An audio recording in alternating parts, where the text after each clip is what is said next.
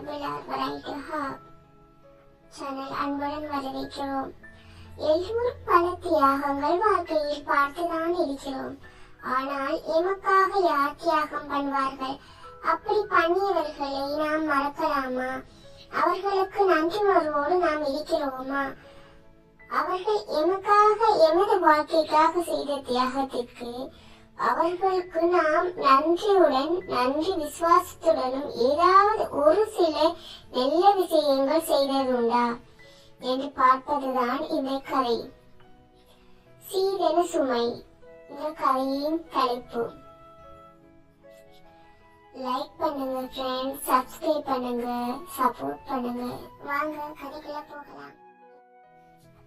கடற்கரையோரம் மாலை பொழுது சில்லென்ற பெண்கள் காற்று வீச அலைகள் தன் காலை தொட்டு செல்வதும் விளங்காமல் அலைகள் போடும் சத்தமும் கேட்காமல் எதையோ பறிகொடுத்தது போல் மண்ணின் மேல் அமர்ந்து கொண்டு இருந்தான் ராஜேஷ். சற்று நேரம் கண்ணை மூடி மணலில் சாய்ந்து கொண்டு தன் குடும்ப சூழ்நிலையை யோசித்து பார்க்கிறான்.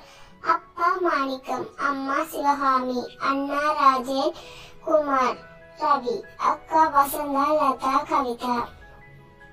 அண்ணன் இருவரும் திருமணம் முடித்து விட்டார்கள்.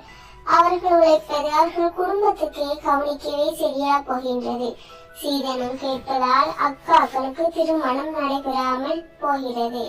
அப்பாக்கோ வயதாகி போனால் உழைக்க முடியவில்லை. அவரும் தொழில் செய்ய முடியாது. அழுது கொண்டிருந்தான். கண்கள் ஓரமாக கண்ணீர். ராஜேஷ், ராஜேஷ் என்று யாரோ அவனை அழைத்தது போல் இருந்தது. சற்றென்ற அவன் கைகள் அவன் கண்களை துடைத்துச் சென்றது. யாரென்று எழும்பி பின்புறமாக பார்த்தான். அவன் அழுது கொண்டிருந்ததால் தெளிவாக அவனுக்கு விளங்கவில்லை. ஒரு பெண் நிற்பது தெரிந்தது. கண்களை தன் கைகளால் கசக்கி விட்டு பார்த்தான். அவளின் காதலி வினோதினி. வினோ என்று அழைத்துக் கொண்டே அவள் அருகில் சென்றான். அடுத்த வீடியோவில் பார்க்கலாம். காத்திருங்கள்.